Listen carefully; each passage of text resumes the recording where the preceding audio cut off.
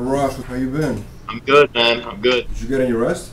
Yeah. I've been training every day since I've been back, but I've been sleeping. Oh man, did you at least get a cheat meal after you got off that stage, man? I did. I eat, Vlad, but I can't go too crazy. Like if I eat a lot, I'll gain a lot of weight.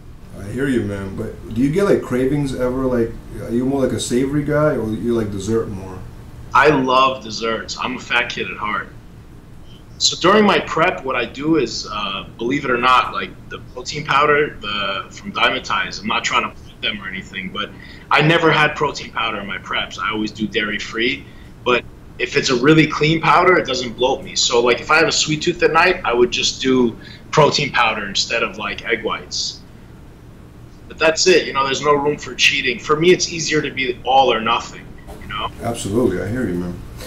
So let's talk about this classic physique division, man. It seems like this year specifically everybody was excited about it, and especially after seeing the lineup and the level of competitors. I mean, Guy Cisterino, he was talking to us at the expo, and he was telling us he was mostly excited about seeing the battle at the classic, the classic stage. Yeah, it's exciting. I mean, it's a division that the fans and the competitors are super stoked about and people love. I think men's open still has the same amount of love and excitement. I just think it's maybe not as exciting because there's no rivalry like Jay and Johnny, for instance. So a lot of guys are a little bit more curious, like, hey, let's look over here, what's going to happen here, type of deal. The division is phenomenal.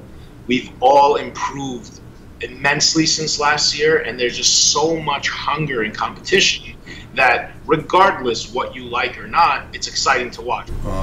Now, going into this competition, I'll be honest with you, I don't go on record making predictions, but in my mind, I thought you were going to win. So how did you feel about the placing you got? Look, I worked really hard this past 12 months, and I brought my physique up a lot. Like, if you really, really look at me from last year to this year, all the pictures, Instagram, the show, I progressed immensely. I brought my legs up. I did exactly what I said I was going to do. I think I was head and shoulders better. But fact of the matter is, first place, second, and third place, they nailed their conditioning and their peak on Friday, and I didn't. I was off Friday morning. That's it. No excuses. I lost to myself. I think me at my best, I could have won that show. This year we weighed in Thursday, we competed Friday. And I don't do any crazy carb up protocol. I'm not 20 pounds heavier on stage. I don't need more time, but our schedule was very hectic on Thursday. I didn't have to. I wanted to do the press conference. So we were there 2 hours backstage, 2 hours on stage. I woke up right about at weight. I had to lose like a pound or two, which isn't much, but what that means is you can't eat or drink. So I didn't eat or drink anything, but I was walking around Vegas. I did the meet and greet with the fans. I really didn't rest on Thursday. Once I began to eat and carb up after weigh-in, which was 6 p.m., come Friday morning, I was shot. My body was exhausted.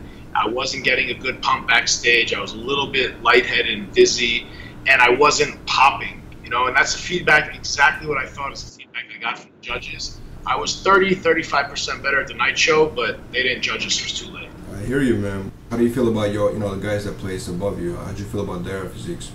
I'm very proud of them, man. I'm friends with all of them. George is here from Bev's. Chris and Brian, I've become friends with. They're great guys. They look great. They nailed their packages. They nailed their conditioning. I think me at my best, I think I can win. I think I'm unbeatable. I'm well-rounded. I don't have any major flaws. I'm good from the front, from the side, from the back. I was off. I was majorly off. Brian is consistent with his conditioning. Bumstead, I think, brought definitely his best package. And I think George was the best. So I think they were all at their best, and I was at like 70, 75%. I mean, the prejudging pictures, you could see my front double. I wasn't popping. My arms weren't popping. My chest wasn't popping. I just looked sunken in. And when you don't eat or drink for a day, it takes a certain amount of time to come back to life. It was just, I was doing so much on Thursday. I didn't get a chance to lay down. Every bodybuilder knows when you're carving up after weigh-in, you want to lay down with your feet up, eat, and just relax and let the carbs go in. But listen, no excuse. Every athlete has the same schedule. But interestingly, you know, you defeated Danny Hester, who was the champion from last year, and you got second last year. So you did improve technically because you defeated the champion in a way, you know. Or we both came in off. You know, I mean, there's a lot of ways of looking at it. And it was tough. It was devastating. It was kind of embarrassing, you know. I'm not there to just be on the Olympia stage. I'm there to win, man. I want to make history. I want to make history. I want to be the best. And then when I reevaluated and I got my thoughts together, it was a great weekend all in all. And I was like, you know what? I got fourth, being really, really off. The Arash now, I've evolved and come a long way from last year. And then, look, it doesn't matter what you look like the day before and the day after. It's what you look like that day. That's the beauty of bodybuilding. It's an art, science. I know what I'm capable of. I know what I can bring, and we learn from our mistakes. Now, I think after you know this year's Olympia, the classic division is going to actually continue to grow, maybe even more competitive. I mean, how do you feel about that? Absolutely.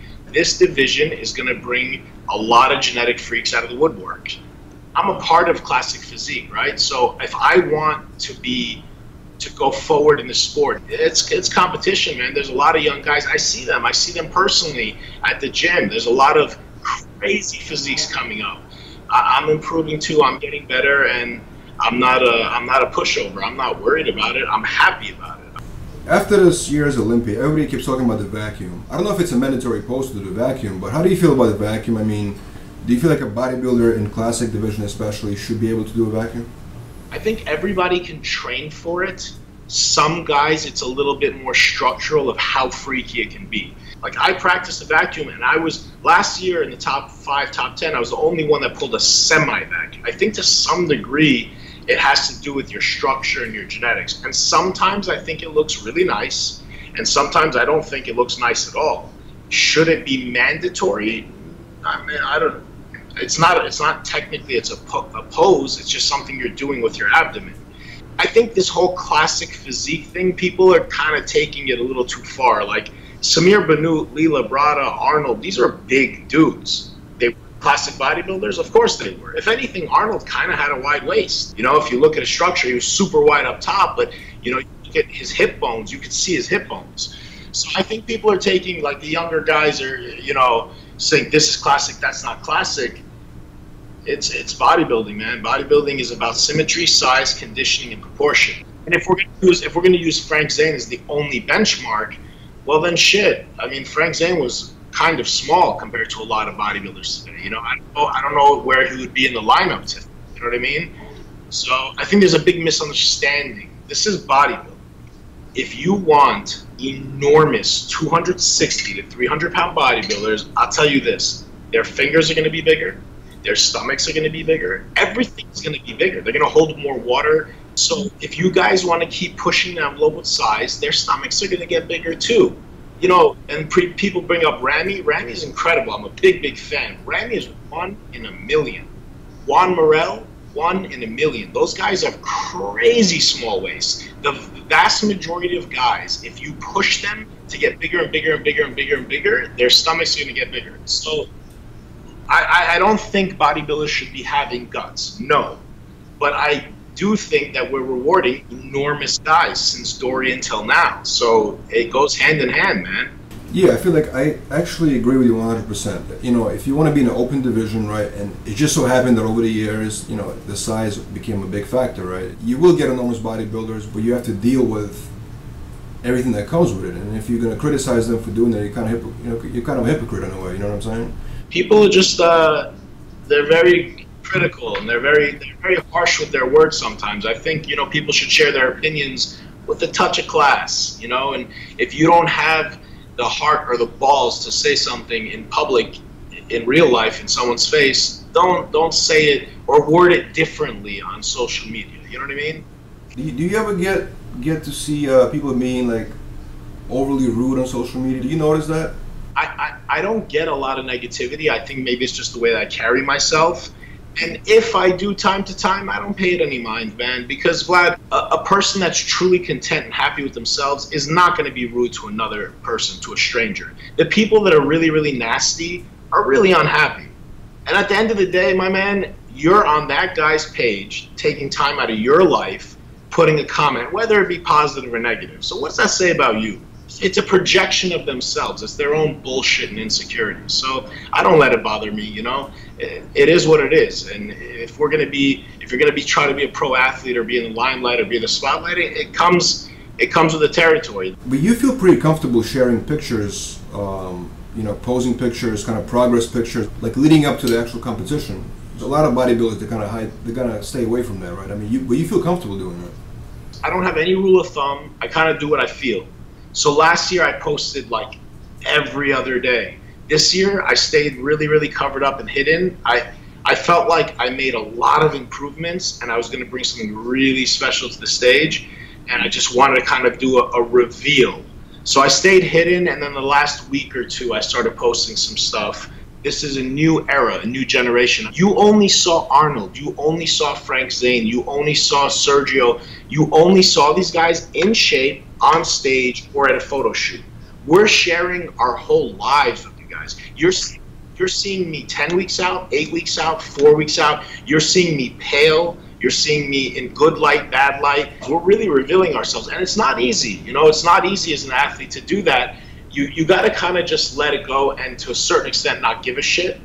But, you know, the fans today are really lucky, man. I had to go searching in magazines. I couldn't DM Ronnie Coleman. Dude, this is an amazing, amazing time. I know, that's one of the things I always wonder, man. How do you do that and still, you know, because like on one hand, bodybuilders are overall, they have a sensitive side, right? They bothered, but when people kind of overanalyze them. But on the other hand, that's all you do is that's your job, right? You go on the stage and you perform in front of the people, you know what I mean? And you fully let your body speak for itself in a way. If this was 15 years ago, for sure it would bother me more. I've gone through a lot in my life. I've matured a lot. My age has a lot to do with it. So I'm here, you know, I'm not as sensitive. I don't let things bother me as much. And the thing that makes me laugh is when people on social media take your picture and someone else's and they compare them. You don't need to do that. That's what I do for a living. What I do is I compete, I qualify for shows, and then whoever wants to compare themselves to me, we stand on the same stage. You can't take two pictures together. If you take Phil Heath's picture and you take my picture and you're strategic with how you put the pictures, I might look bigger than him. Now, are you already qualified for next year's Olympia, or you still have to qualify? Top 5 is qualified. Do you plan to do other competitions to, you know, before the Olympia, or do you just gonna focus on one show? So last year I got second. I wanted to take some time off because I had some bruises last year. I had some like small injuries. This year I feel great. I'm physically fine. So I took off and I felt like I deserved it. I was second. Now I decided for myself, for some momentum, and for the fans, I want to compete. So I was going to do the Arnold, but I just got some bad news. Arnold Sports emailed me back this morning. They don't have Classic Physique, but I was really shocked because of how big Classic is. I know Arnold complained about the shaking and the guts, but he's talking about bodybuilding. He's not saying give us another division. So I understand that, but at the same time, it's the Arnold Classic. It's, you know, Arnold kind of, I don't know, I was just shocked. I just figured they would have it. So I don't know, man. I got to reevaluate, you know? And the timing is a big factor, too. You don't want to do shows too close together. So it would have given me 5-6 months from now, do the Arnold, and then 5 or 6 months, and then Olympia again. So it was kind of nice timing. After this year, I mean, they should definitely add it, I think. I know the Arnold is a huge show, a huge weekend. There's so much that goes into organizing it. That's the only reason I can think. Maybe it's just too much for them to handle right now. Other than that, man, this is an exciting division. And it's Arnold, it's classic, it's classic bodybuilding. And we're going back to the golden era, you know? Like, it's so fitting. I trained the day after the Olympia, and I've trained every single day since with the Arnold in mind, you know? I'm not going crazy, not trying to do PRs. I can't not train, you know. This is what I do. This is what I love. Absolutely, I hear you, man. You just shared a stage with the legendary Flex Wheeler. How did you feel, obviously, being on the same stage with him, and just in general about his comeback? How do you feel about it? First of all, I don't know if you guys can see, but I just got goosebumps when you said Flex. I think Flex Wheeler is one of the greatest bodybuilders of all time. I've always thought that. I liked his physique, personality-wise. You know, he was always like a little bit like, you know, a little cocky, a little arrogant, which is cool and whatever, no problems. I didn't really know him. We never really met before. That's just what I expected. Then I got to know Flex this weekend. I got to befriend him. I heard him speak at the Superstar seminar, and I already knew his story. I knew what he went through. I knew he almost died. I knew he lost his kidney, but I'm not an emotional guy. I haven't cried since I was a kid. I got choked up. It was an absolute honor to be on stage with him, and the things that came out of his mouth, the things that he was saying to me, it's an honor to be on compete with you, champ. I said, what? I said, hold on, Flex. I said, no.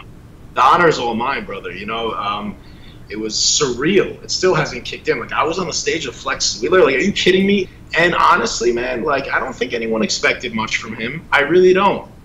You know, it's very, very hard to come back at a retirement. It's very hard to come back at 52. It's very hard to come back at a retirement at 52 when you had a serious physical ailment like that. When you have surgery and you have a piece of you taken out of you, you're never the same. So to do this prep, I can't imagine how hard it was for him. And you know what? I was surprised. We were backstage and all the classic guys left the line. We all left the line and came to watch a screening. And he was jacked. He was big. He was conditioned. His legs came up. And I'm super proud of what he accomplished. And it's so much more than just doing the bodybuilding show for him and for us. I realize it's not about coming up there and trying to compete and beat us or this and that. Like, that was a serious accomplishment, serious milestone in his life. And to be able to share that with him and be a part of that was crazy, man. It was extremely emotional, man. I mean, if you guys can watch the Superstar seminar video, you'll watch him speak and you'll watch me speak about him. It was amazing. It was like the icing on the cake for me for the whole weekend.